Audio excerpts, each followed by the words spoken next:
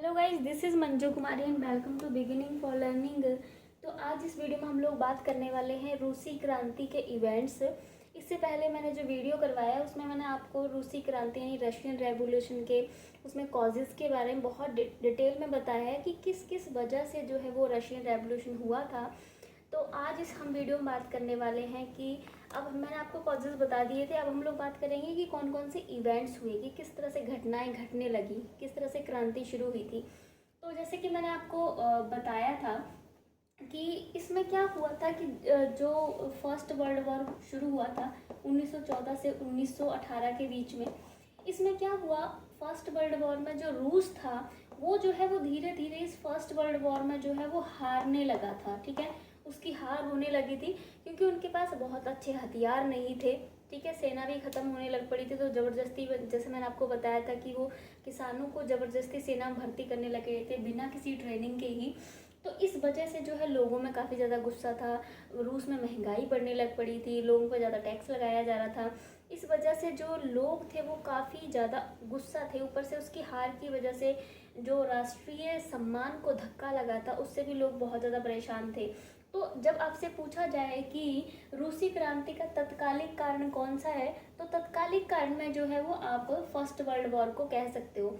इससे लोग इतने ज़्यादा परेशान हो गए थे कि इसके बाद लोगों ने जो है एक प्रकार से विद्रोह जो है वो कर दिया था। तो अब हम लोग धीरे धीरे इवेंट्स में पहुंचते हैं। ठीक है, तो सबसे पहले शुरुआत हुई थी 7 मार्च को। ठीक है, 7 मार्च 1917 को। ठीक है, 7 मार्च 1917 को लोगों ने सबसे पहले पेट्रोग्राद में जो है वो विद्रोह कर दिया था। ठीक है, पेट्रोग्राद इस जगह पर जो है वो लोगों ने सबसे पहले जो है एक प्रकार से हम कह सकते हैं कि जुलूस निकाला। ठीक है, उन्होंने अपना जो है वो जो उनकी गुस्सा था उसको उन्होंने प्रकट किया। ठीक है, लोगों ने काफ़ी ज़्यादा जैसे जुलूस वगैरह निकाला उन्होंने, लोग घरों से बाहर निकलने लग पड़े। ठीक है, और मतलब लोग सड़कों पे आ गए। लेकिन राजा ने भी, जो जार शासक थे, उन्होंने भी जो है वो लोगों पर जो है वो गोलियां वगैरह चलाई। ठीक है, पर धीरे धीरे क्या हुआ कि लोग ज़्यादा हावी होने लगे। और अगर आप बात करते हैं तो 15 मार्च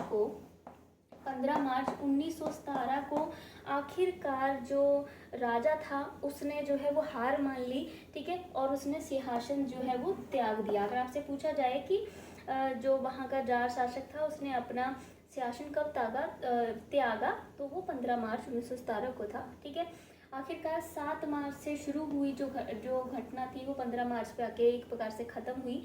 इसी को जो है वो 15 मार्च को जो घटना हुई थी जब शासक ने हार मान ली थी, वहाँ के जो राजा लोग थे, जार शासक थे, तब इसको जो है जो फरवरी की क्रांति भी कहा जाता है। ठीक है, आपसे कभी पूछा जाए तो ये आपने लिखना है फरवरी की क्रांति। अब फरवरी की क्रांति इसको क्यों कहा जाता है, अब ये घटना तो हुई है 15 मार्च को, है ना। फरवरी की इसलिए कहा जाता है क्योंकि रूस में जो है वो अलग कैलेंडर चलता था जिसका नाम जूलियस कैलेंडर था, वो चलता था। ठीक है, जो कि जो हमारे अभी जो कैलेंडर हम लोग मानते हैं उस कैलेंडर से काफ़ी कोई 13 दिन पीछे चलता था। वो जूलियस कैलेंडर जो था वो 13 दिन पीछे था। तो इस कैलेंडर के अकॉर्डिंग ये क्रांति जो है वो फरवरी में हुई है, इसलिए इसको फरवरी की क्रांति भी कहा जाता है। ठीक है, तो इस प्रकार से ये जो घटना थी वो, यहाँ इस घटना से क्या हुआ कि एक प्रकार से राजतंत्र जो है वो ख़त्म हो गया रूस में। ठीक है, अब राजतंत्र ख़त्म होने के बाद आपको पता है कि अगर राजतंत्र ख़त्म हो गया तो यहाँ लोग जो सरकार बनाने की मांग कर रहे थे, तो सरकार बनाने की तरफ अब लोगों का धीरे धीरे जो है वो शुरुआत हुई, लोगों ने शुरुआत करी। तो इसकी शुरुआत थी सबसे पहले 1915 को ही एक जो सरकार का बनाने की शुरुआत हुई, उसमें सबसे पहले जो है वो अस्थाई सरकार बनाई गई। ठीक है, अस्थाई सरकार इसलिए थी क्योंकि सरकार बनाई तो थी लेकिन ये ज़्यादा टिकी नहीं। ठीक है, और ये किसके नेतृत्व में बनाई गई थी, ये बनाई गई थी प्रिंस लवाब के नेतृत्व में। प्रिंस लवाब, इसके नेतृत्व में अस्थाई सरकार बनाई गई थी। और ये सरकार भी बनाई गई थी 15 मार्च को ही, जिस दिन राजा ने अपने सिंहासन त्यागा था, उसी दिन इस सरकार को जो है वो बनाया गया। लेकिन ये सरकार ज़्यादा टाइम तक चली नहीं, बहुत जल्दी ही ये सरकार जो है वो गिर गई। इसके बाद जो है फिर जो आपको मैंने पिछले वीडियो में बताया है कि 1903 में जो है जो मेन पार्टी थी वो डिवाइड हो गई थी। ठीक है। रूसी समाजवादी लोकतांत्रिक मजदूर पार्टी, जिसको मैंने आप पहली वीडियो में आपको डिटेल में बताया है, 1903 में ये पार्टी दो पार्टी में डिवाइड हो गई थी। एक तो थे वॉल्शेविक, ठीक है, वॉल्शेविक जो कि लेनिन के नेतृत्व में थी, ठीक है। दूसरी थी, मैंने आपको बताया था, मेनशेविक। जो मेनशेविक पार्टी थी उसका नेतृत्व जो है केरेंस्की कर रहे थे। तो दूसरी सरकार जो है वो केरेंस्की के नेतृत्व में बनी। पहली सरकार तो प्रिंस लवाब के नेतृत्व में बनी थी, लेकिन वो सरकार जो है वो ज़्यादा टिक नहीं पाई। तो दूसरी सरकार जो थी, उस सरकार के गिरने के बाद उसके बाद सरकार जो है वो केरेंस्की के नेतृत्व में बनाई, जो कि मेनशेविक पार्टी से संबंध रखते थे। लेकिन केरेंस्की के नेतृत्व में जो सरकार बनी, उस सरकार ने भी जिन जिन समस्याओं से सुलझाने का जो वादा किया था उस पर वो सफल नहीं हो पाई। जैसे कि कई सारी मांगे थी जनता की सरकार से। जैसे फॉर एग्जांपल पहली मांग थी जनता की कि सरकार आए तो वो यहाँ पर शांति बहाल करे सबसे पहले, ठीक है। उसके बाद था कि ज़मीनों का जो स्वामित्व है, जो कि गरीब कृषक हैं उनको ही ज़मीनों का स्वामित्व जो है वो दिया जाना चाहिए, ठीक है। लेकिन उन्होंने ये वाली स्वामित्व को जो लेकर मांग थी वो भी पूरी नहीं की, ठीक है। उसके बाद और लोगों की जो वो थी, जैसे कि जो गैर रूसी लोग थे जिन पर अत्याचार किया जा रहा था, उन पे जो अत्याचार था वो भी रोका जाए, ठीक है, उसको भी ख़त्म किया जाए अत्याचार को, और उनके साथ में जो है वो समानता का व्यवहार किया जाए। ये इस तरह की बहुत सारी मांगे थी लोगों की। जैसे कारखानों पर मजदूरों का नियंत्रण हो, ठीक है, तो कारखानों के संबंध में भी लोगों की मांग थी, क्योंकि जैसे मैंने आपको बताया, एक मिनट, जैसे मैंने आपको बताया था कि जो किसान थे वो भी बहुत ज़्यादा परेशान थे, मैंने आपको कॉजेज़ में बताया है। वैसे ही जो मज़दूर थे वो भी बहुत ज़्यादा परेशान थे, मैंने उनकी आपको दयनीय हालात के बारे में बताया हुआ पहले वीडियो में। तो इस तरह की मांगे थी लोगों की। पर सरकार जो है केरेंस्की के नेतृत्व में भी जो दूसरी सरकार बनी, उस सरकार ने भी इन मांगों को पूरा अभी तक नहीं किया था, और लोग इस वजह से जो है वो सरकार से नाखुश थे। इसके बाद जो है लेनिन के नेतृत्व में जो है वो 7 नवंबर को, ये आपने बहुत ही महत्वपूर्ण मान के इसको जो है वो चलना है, ठीक है। ये जो आपको अभी बताने जा रही हूँ, 7 नवंबर 1917 को ही लेनिन के नेतृत्व में फिर से क्रांति होती है, ठीक है।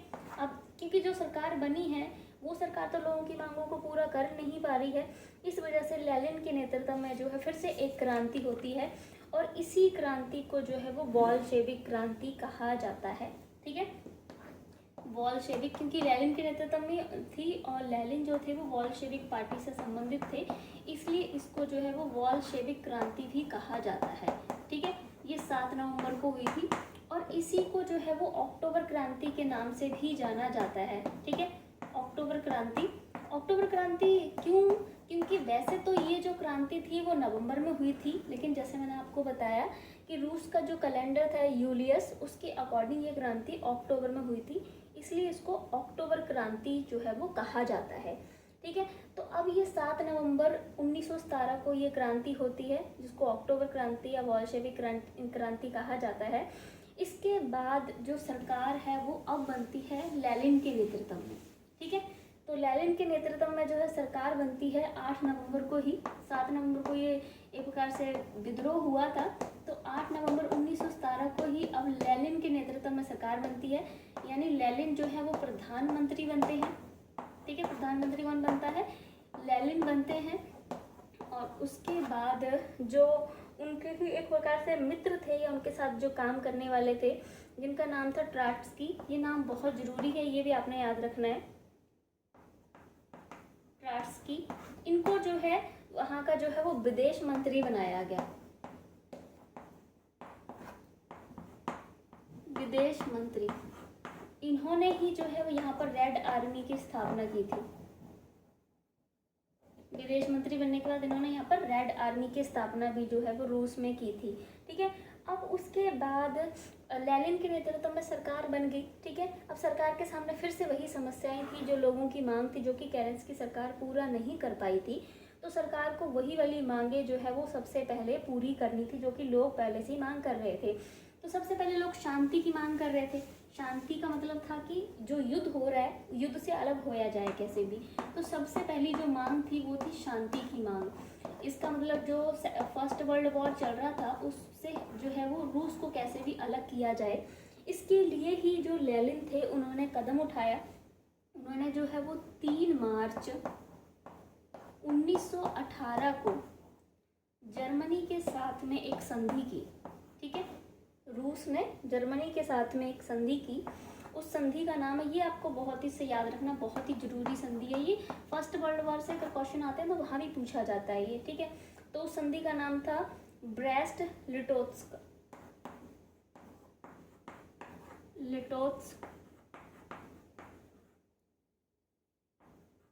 ठीक है, तो क्या किया कि जो रूस था उसने जर्मनी के साथ में ये संधि की 3 मार्च को, और इस संधि के अकॉर्डिंग उन्होंने कुछ प्रदेश जो थे रूस के वो जो है वो जर्मनी को दे दिए और वो युद्ध से अलग हो गया। तो लेनिन की वैसे इस चीज़ को युद्ध से अलग होने के लिए और जर्मनी के साथ में संधि करने की बात को सही नहीं माना जाता, उनकी एक भूल के रूप में जो इसको देखा जाता है, क्योंकि पहली बार था इससे रूस कमज़ोर पड़ा। ठीक है, पर उसने अपने देश में जो है लेनिन ने शांति लेके आनी थी, तो इसलिए उसने ये कदम उठाया। पर उसके बाद इसके बदले उसको काफ़ी जो प्रदेश थे वो जर्मनी को देने पड़े, इसलिए संधि को ज़्यादा अच्छा नहीं माना जाता है। ठीक है, बहुत बड़ी भूल माना जाता है। पर ये संधि उसके बाद की, और सबसे पहले जो शांति का वायदा था वो लोगों का लेनिन ने जो है वो पूरा किया, और वो फर्स्ट वर्ल्ड वॉर से अलग हो गया। उसके बाद उसने जो है सब चीज़ों का राष्ट्रीयकरण कर दिया। ठीक है, क्योंकि आपको पता है कि वहाँ समाजवादी विचारधारा जो है वो चलती है रूस में अभी भी, तो इसके अकॉर्डिंग ये है कि सब चीज़ों पर जो है वो सरकार का नियंत्रण होता है, और इसी के चलते उन्होंने वहाँ पर जो है सबसे पहले राष्ट्रीयकरण कर दिया। लेनिन ने जितनी भी जो मतलब कि भूस्वामी थे, चर्च थे या जार की जितनी भी जागीरें थी, भूस्वामियों की, चर्च वालों के पास में या जार की जितनी भी जागीरें थी, सबको जब्त कर लिया और किसानों में बांट दिया। यानी उन्होंने जो भूमि का बंटवारा था, वो जो लोगों की मांग थी, तो भूमि का बंटवारा भी सही से कर दिया, हर चीज़ का जो है राष्ट्रीयकरण कर दिया, हर चीज़ पे सरकार का नियंत्रण रख दिया। ठीक है, तो इस तरह से जो लोगों की मांग थी वो लेनिन ने जो है वो पूरा करना शुरू कर दी। ठीक है, और इस तरह से क्या हुआ कि ये जो इवेंट्स थे वो ख़त्म हुए, और इस प्रकार से रूस की जो क्रांति थी जिसमें एक प्रकार से शुरुआत हुई थी ज़ार के शासकों से, उसका अंत जो है वो एक तरह से लोकतांत्रिक सरकार के साथ में हुआ। ठीक है, समाजवादी लोकतांत्रिक सरकार के साथ में उसका अंत हुआ। लेनिन ने जो है वो रूस का काफ़ी ज़्यादा जो है प्रकार से कह सकते हैं विकास किया, उन्होंने उसका डेवलपमेंट बहुत अच्छे से किया। 1921 में उसके बाद यहाँ नई आर्थिक नीति भी लाई जाती है। ठीक है, लेनिन के द्वारा, और उसके बाद लेनिन के जो उत्तराधिकारी थे उनका नाम है स्टालिन। तो स्टालिन ने जो है वो रूस का मॉडर्नाइजेशन की अगर बात आती है ना कि रूस का आधुनिकरण किसने किया, तो उसमें नाम आता है स्टालिन का। ठीक है, आधुनिकरण, रूस के आधुनिकरण में स्टालिन का काफ़ी ज़्यादा महत्वपूर्ण जो है वो हाथ है। ठीक है, उसके बाद यहाँ पर न्याय व्यवस्था वगैरह हर चीज़ पे जो है वो लेनिन ने काफ़ी ज़्यादा ध्यान दिया, और इस तरह से ये इवेंट्स जो है वो घटित हुए। अब हम लोग बात करने वाले हैं कि जो रूस की क्रांति थी उसके क्या क्या प्रभाव हुए।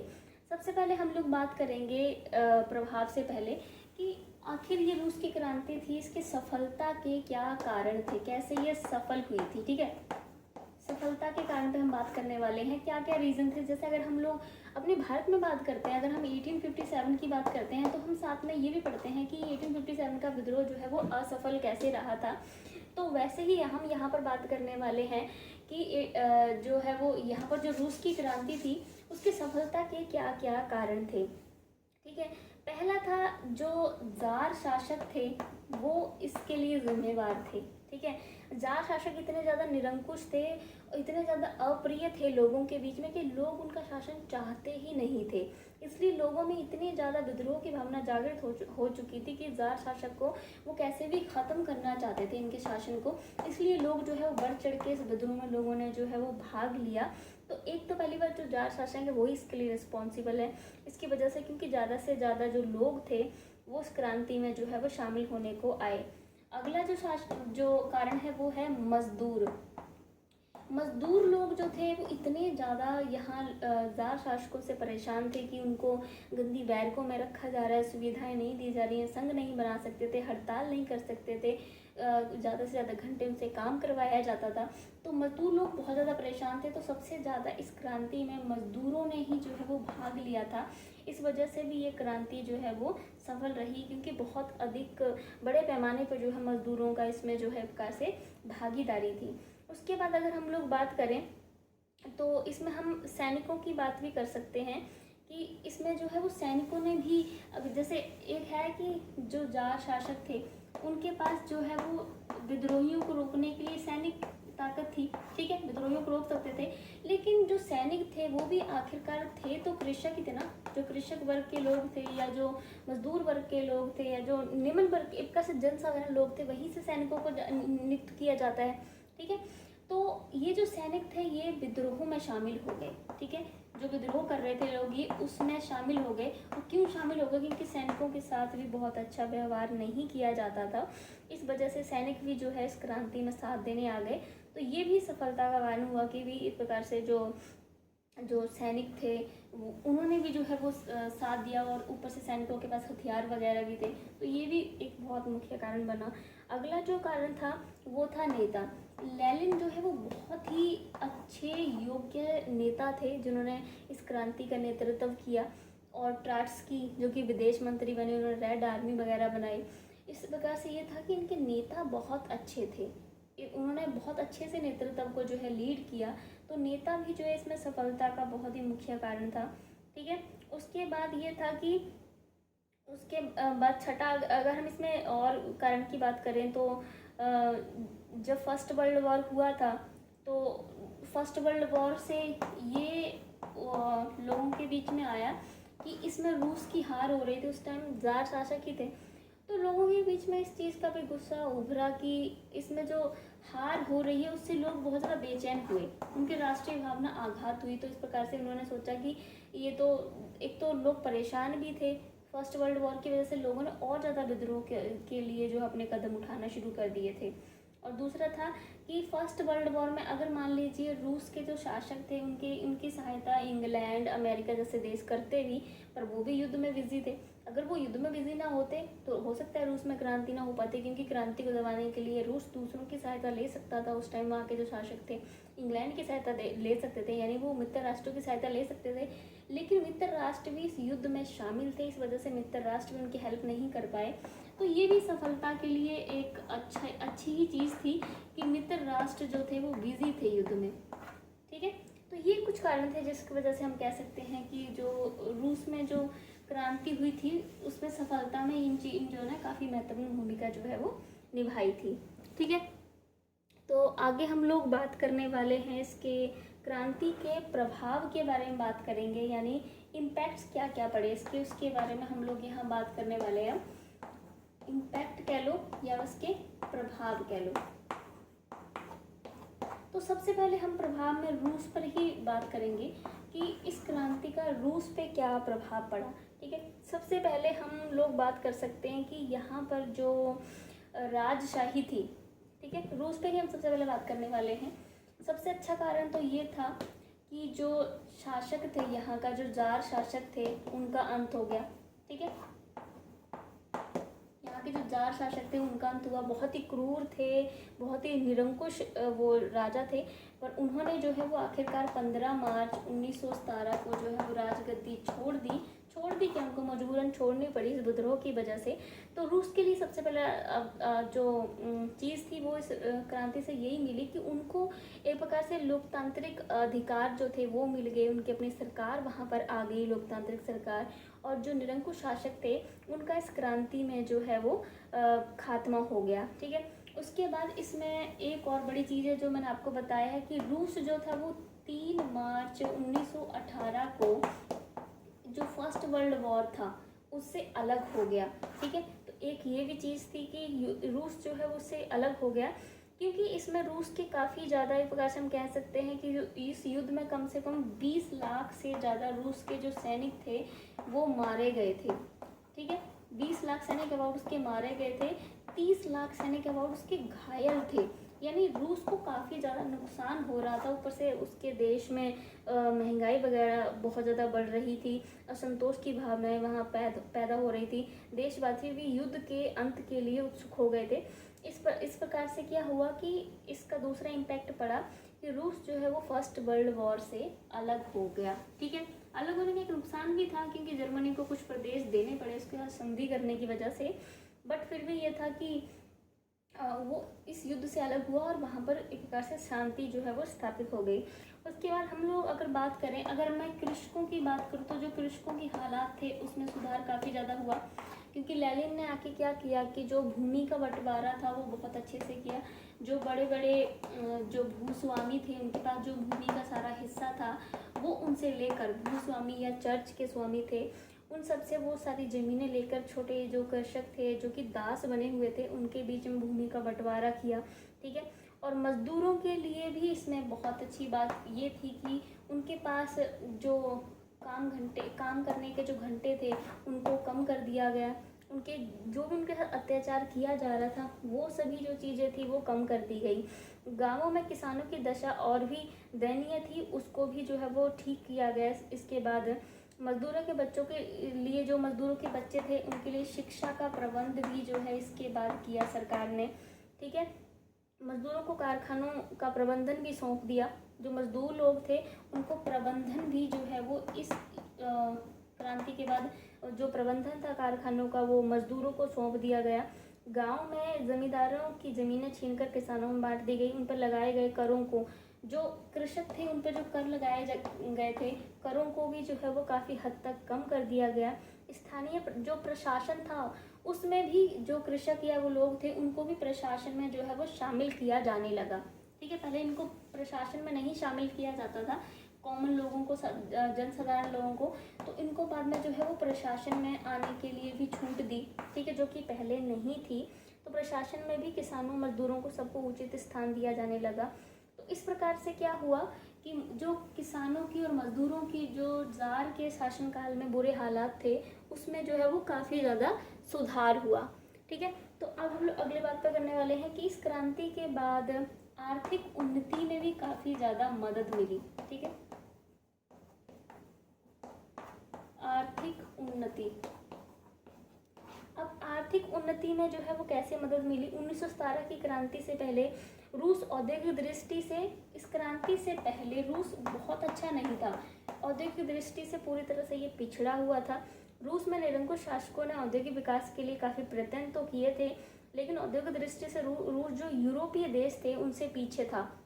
ठीक है, जैसे इंग्लैंड की बात कर लेते हैं हम लोग, ये फ्रांस वगैरह उस टाइम जो थे ये ज़्यादा पावरफुल थे औद्योगिक दृष्टि से। उद्योग वगैरह यहाँ इतने स्ट्रॉन्ग नहीं थे रूस में, ये यूरोपीय देशों से काफ़ी पीछे था। लेकिन उसके बाद क्या हुआ कि बोल्शेविक क्रांति के पश्चात औद्योगिक विकास के सभी साधनों पर सरकारी नियंत्रण स्थापित हो गया। अब सरकार ने सब अपने नियंत्रण में ले लिया। उसके बाद उन्होंने कार्यों का प्रबंधन जो मजदूर थे उनके हाथों में सौंप दिया। इससे क्या हुआ कि उत्पादन क्षेत्रों में ज़्यादा उन्नति होने लग पड़ी। औद्योगिक क्षेत्र जो है वो काफ़ी, सरकार ने उस पर काफ़ी ज़्यादा ध्यान दिया। ठीक है, अब पहले जैसे मैंने आपको बताया कि जब जो जार शासक थे ना तो वो कृषि के नए साधनों को लाने में इंटरेस्टेड थे, मतलब कृषि में किसी भी तरह का इन्वेस्ट करने के लिए वो बिल्कुल इंटरेस्टेड नहीं थे। इस वजह से जो कृषक लोग थे वो भी इसमें इन्वेस्ट नहीं करते थे। एक तो उन पर टैक्स बहुत ज़्यादा लगा रखा था। तो इसके बाद सरकार ने कृषि में भी इन्वेस्ट किया, नई नई तकनीकी वगैरह जो भी कृषि में चाहिए थे, नए बीज, नई तकनीकी वगैरह। ठीक है, वो कृषि में इन्वेस्ट किया। फिर उद्योग वगैरह थे जो कि पूरी तरह से पिछड़े पड़े थे, सरकार ने उसमें भी इन्वेस्ट किया, क्योंकि अब सारा नियंत्रण सरकार के अंडर में था। तो सरकार ने हर चीज़ पे जो है वो पैसा लगाना शुरू कर दिया। तो कृषि और उद्योगों का काफ़ी अच्छे से जो है वो विकास हुआ। इस प्रकार से ज़्यादा उत्पादन हुआ और उत्पादन को फिर दूसरे देशों में, बाहर जो है विदेशों में बेचा जाने लगा। ठीक है, और अगली अगर हम लोग बात, सबसे अच्छी बात थी कि समानता की स्थापना हुई। अब जैसे कि मैंने आपको बताया कि क्रांति से पहले जो उच्च वर्ग थे, कुलीन वर्ग के लोग थे, वो ऐशो आराम की ज़िंदगी जिया करते थे। जो चर्च के लोग थे, जो पादरी लोग थे या फिर जो राजा लोग थे वो मस्त ज़िंदगी जिया करते थे। और जो जनसाधारण लोग थे, कृषक लोग थे, मजदूर लोग थे, उनके बहुत ही बुरे हालात थे। इस क्रांति के बाद क्या हुआ कि जो पूंजीपति थे या फिर जो हम कुलीन वर्ग की लोग बात कर लें, इन सब का जो है वो इस क्रांति के बाद जो है वो एक प्रकार से हम कहें कि इन सब का अंत हुआ और किसानों एवं श्रमिकों का समाज में जो है वो ज़्यादा रुतबा बढ़ने लगा, क्योंकि ये क्रांति ही समाजवादी क्रांति पर आधारित थी। समाजवादी क्रांति में जो कृषक वर्ग थे या जो मजदूर वर्ग थे उन पर ही ज़्यादा ध्यान दिया गया, उनको ज़्यादा प्रभुत्व दिया गया। तो समानता में था कि जो मजदूर वर्ग थे या जो कृषक वर्ग थे उनको जो है वो समानता दी गई, जो कि पहले उनको बिल्कुल भी प्राप्त नहीं थी। उनका समाज में उतना मान सम्मान नहीं होता था। उस चीज़ों को जो आगे बढ़ाया गया। उसके बाद लोगों को जो मतदान का अधिकार पहले नहीं था, तो लोगों को मतदान का अधिकार भी दिया गया। पहले मतदान हुआ ही नहीं करता था, ठीक है। इसके अतिरिक्त जो गैर रूसी जातियाँ थी, जो मैंने आपको बताया था कि पॉल थी, फिन थी, ठीक है। तो जो गैर रूसी जातियाँ थी जिनके साथ अत्याचार किया जार लोगों ने, उनकी भाषा, उन पर ज़बरदस्ती रूसी भाषा जो है थोपी थी, तो इन लोगों के साथ भी समानता का व्यवहार किया गया। पॉल, जर्मन और फिन लोग, इन लोगों के जो गैर रूसी जातियाँ थीं उन लोगों के साथ भी काफ़ी अच्छा व्यवहार किया गया, उनको समानता का दर्जा दिया गया। तो इस तरह से जो पहले से चली आ रही जो ऊंच नीच थी उस भावना को जो है इस क्रांति के बाद जो है वो ख़त्म किया गया, ठीक है। तो ये रूस में काफ़ी ज़्यादा बदलाव थे। उसके बाद सबसे बड़ा जो बदलाव था कि रूस का शक्तिशाली बनना, ठीक है। आपको पता है जब शीत युद्ध हुआ तब रूस जो है वो काफ़ी ज़्यादा शक्तिशाली था। वो इसी वजह से था कि वहाँ पर जार शासकों का अंत हुआ इस क्रांति के बाद, और इस क्रांति के बाद जो लेनिन के नेतृत्व में जो देश आगे बढ़ा वो बहुत ही ज़्यादा पावरफुल जो है वो बन गया, ठीक है। उसके बाद अगर हम रूस की क्रांति से पहले की बात करें तो रूस जो है यूरोपीय देशों से काफ़ी ज़्यादा पीछे था। ना तो वो औद्योगिक क्रांति में ही, ना तो वो औद्योगिक क्षेत्र में भी बहुत अच्छा था, ना सामाजिक रूप से ही वो अच्छा था, ठीक है। इस वजह से लोगों ने उसके बाद वहाँ के शासकों से परेशान होकर 1917 में क्रांति की। उसके बाद सरकार ने सब कुछ अपने नियंत्रण में लिया, एक अच्छी सरकार आई और रूस को जो है वो एक प्रकार से उन्होंने हर रूप से जो है वो डेवलप करना शुरू किया। कृषि में उन्होंने इन्वेस्ट किया, ठीक है। उन्होंने उद्योगों में इन्वेस्ट किया, ठीक है। उन्होंने सैनिक रूप से भी देश को जो है वो पावरफुल बनाने में ध्यान दिया। और अगर हम लोग व्यापार के तौर से बात करें तो उन्होंने विदेशी व्यापार वगैरह में भी काफ़ी ज़्यादा इन्वेस्ट करना शुरू किया। इंपोर्ट वगैरह चीज़ें, एक्सपोर्ट वगैरह जितना भी पहले नहीं हुआ करता था, चीज़ें ज़्यादा से ज़्यादा उद्योगों में बनाकर बाहर एक्सपोर्ट करना शुरू की। तो इस तरह से जो है वो रूस था कुछ ही समय में बहुत ज़्यादा पावरफुल बन गया। आर्थिक रूप से भी पावरफुल बना, दूसरा वो सैनिक रूप से भी काफ़ी ज़्यादा पावरफुल बन गया इस क्रांति के बाद। तो ये भी इम्पैक्ट था इस क्रांति का। अगर ये क्रांति ना होती तो रूस जैसा पिछड़ा हुआ पहले देश था तो आज भी वो वैसे ही पिछड़ा हुआ देश रहता, ठीक है। लेकिन इस क्रांति के बाद जो है क्या हुआ, रूस में काफ़ी ज़्यादा जो है वो बदलाव आए। तो अब हम लोग बात करने वाले हैं ठीक है। अब यहीं पर हम लोग पंचवर्षीय योजनाओं की भी बात कर लेते हैं। तो जब हम अपने देश में पंचवर्षीय योजनाओं की बात करते हैं, जो कि हमने अब तो चलो ख़त्म कर दी है, 2017 में हमने ख़त्म कर दी है। 2012 से लेकर 17 तक ही हमारी लास्ट पंचवर्षीय योजना थी, इसके बाद हमने बंद कर दी है। तो जो हमने पंचवर्षीय योजना का कंसेप्ट लिया है वो हमने रूस से ही लिया हुआ है। यहाँ पंचवर्षीय योजनाओं की जो शुरुआत थी वो स्टालिन ने की थी, ठीक है। तो स्टालिन ने पंचवर्षीय योजनाओं में यहाँ पर काफ़ी ज़्यादा एक प्रकार से नया इन्वेस्टमेंट किया था। उसने पंचवर्षीय योजनाओं को सूत्रपात किया स्टालिन ने। लेकिन उसको बहुत ज़्यादा उन्नति तो नहीं, ऐसा नहीं कि बहुत ज़्यादा वो सफल हुआ, लेकिन इस योजना से उसने काफ़ी चीज़ें यहाँ डेवलप की। जैसे अगर हम स्टील के उद्योगों वगैरह की बात करें या फिर खाद्य चीज़ों में बात करें तो काफ़ी डेवलप हुआ। जैसे गेहूँ वगैरह अच्छे से उत्पादन होने लग पड़ा था। चीनी, तंबाकू, इस तरह की चीज़ें जो हैं जो कि बाहर भी एक्सपोर्ट की जा सकती थी, इस तरह की चीज़ों के उत्पादन में काफ़ी ज़्यादा वृद्धि हुई इस पंचवर्षीय योजना की वजह से। तो ये भी एक बहुत ही अच्छा पॉइंट था कि पंचवर्षीय योजना भी जो है वो इस क्रांति के बाद ही शुरू की गई, ठीक है। तो अब हम लोगों ने ये बात तो कर ली कि रूस पे क्या क्या प्रभाव पड़ा, ठीक है। अब हम लोग बात करने वाले हैं कि बाकी विश्व पे क्या क्या प्रभाव पड़ा। तो पहला तो बाकी विश्व पे हम प्रभाव की बात में यही कर सकते हैं कि रूस जो है वो काफ़ी ज़्यादा पावरफुल कंट्री बन के उभरा, और इसके शक्तिशाली होने की वजह से जो यूरोपीय देश थे उनको काफ़ी ज़्यादा बुरा लगा, एक प्रकार से हम धक्का कह सकते हैं। यूरोपीय देशों को ये बिल्कुल नामंजूर हुआ, क्योंकि यहाँ रूस में जो है वो समाजवादी विचारधारा को माना जाता था, ठीक है। लेकिन जो यूरोपीय देश थे, मोस्ट ऑफ यूरोपीय देश जो थे वो पूंजीवादी विचारधारा को मान के चलते थे, और इसलिए जो यूरोपीय देश थे वो रूस को नापसंद करते थे, क्योंकि वो समाजवादी विचारधारा को ख़त्म करना चाहते थे, पूंजीवादी, ठीक है। तो इसलिए इसको पसंद नहीं करते थे। दूसरा ये था कि काफ़ी ज़्यादा साइज़ में बड़ा था, तो यूरोपियन देशों को ये भी रहता था कि ये अपने आसपास के जितने भी देश हैं सब पे नियंत्रण कर लेगा, वहाँ के व्यापार पे नियंत्रण कर लेगा। और जो कि उस टाइम देशों में साम्राज्यवाद की जो नीति चल रही थी, जिसके अकॉर्डिंग दूसरे देशों को वो अपने नियंत्रण में लेते थे, जैसे कि अंग्रेजों ने भारत के साथ किया। तो यूरोपीय देशों को ये भी डर था कि रूस क्या करेगा कि जो उनके उपनिवेश हैं उन पर नियंत्रण करना शुरू कर देगा। इस वजह से जो है यूरोपीय देश उसको नहीं मानना चाहते थे। बाकी वॉल्शेविक के बाद जो है पूरे विश्व में फैलने लग पड़ा, और इस क्रांति से यूरोप में भी जो लोकतंत्र की भावना थी वो भी डेवलप होने लग पड़ी। तो और यूरोप जो है वो कभी नहीं चाहता था कि मतलब लोकतंत्र की भावना यूरोप में फैले। जैसे मैंने आपको बताया था, जब हमने इटली के एकीकरण की बात की तो हमने ऑस्ट्रिया की बात की थी। ऑस्ट्रिया में मैंने आपको बताया था मेटरनिख, जो कि यूरोप में ही ऑस्ट्रिया। तो मेटरनिख भी एक ऐसा व्यक्ति था जो कभी नहीं चाहता था कि यूरोप में लोकतंत्रवाद आए। लोगों में किसी भी तरह की अपने अधिकारों के प्रति, लोकतंत्र के प्रति, अपने स्वायत्त के प्रति कोई भी भावना जागृत नहीं होनी चाहिए। तो यूरोप को रूस से ये भी बहुत बुरी एक वो लगी कि नहीं, ऐसा नहीं होना चाहिए कि रूस ज़्यादा पावरफुल कंट्री नहीं बननी चाहिए थी।